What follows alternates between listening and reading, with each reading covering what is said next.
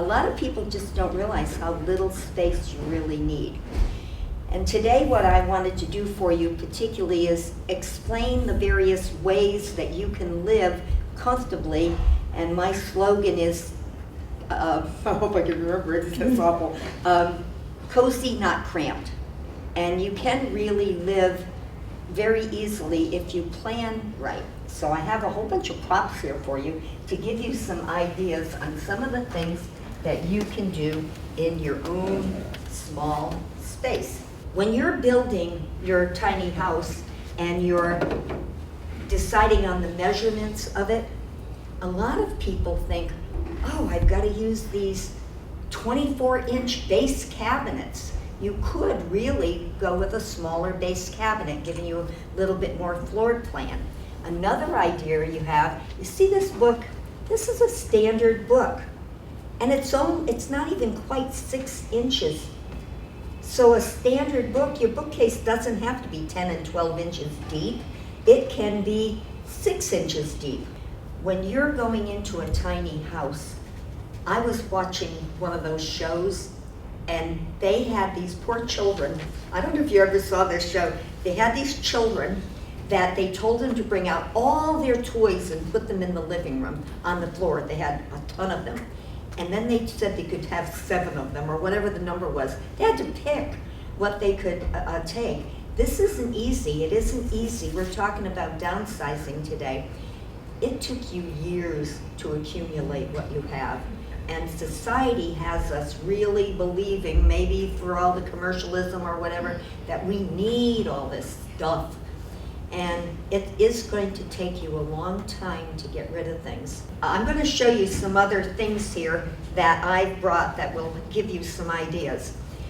When you have wall space that will look okay, you can hang really nice looking bags right on the wall that just are decorative. They look good. They can have more bags in them when you want to go to the beach, or you can grab it off the wall and go to the beach. If you want more storage, I love hammocks. This can go right over your sink with your fruits and vegetables in it.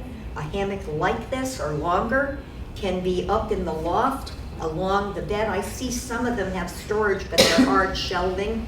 But if you put either a hammock or canvas pockets, you can put socks and underwear and polo shirts and towels all stuffed in, just rolled in, so you can just pull them out and you have way more storage again.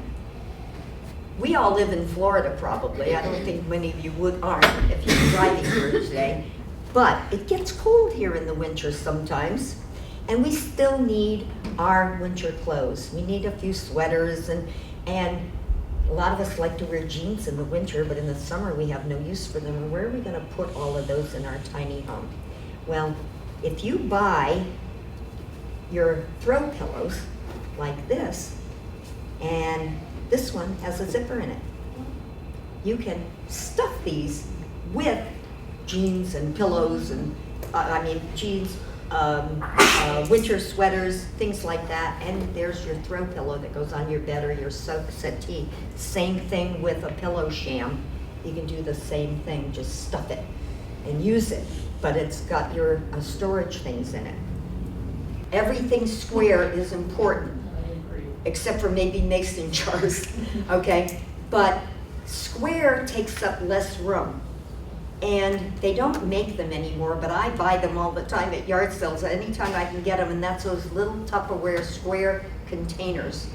They don't have a big ridge that take up another 1/4 of an inch of space, but anything you can get that's square will take up less room. Okay, now, let me go back and start with something that's real important that you've got to really grasp, and that is that decluttering and downsizing is not an easy process. How many of you have been trying to do that?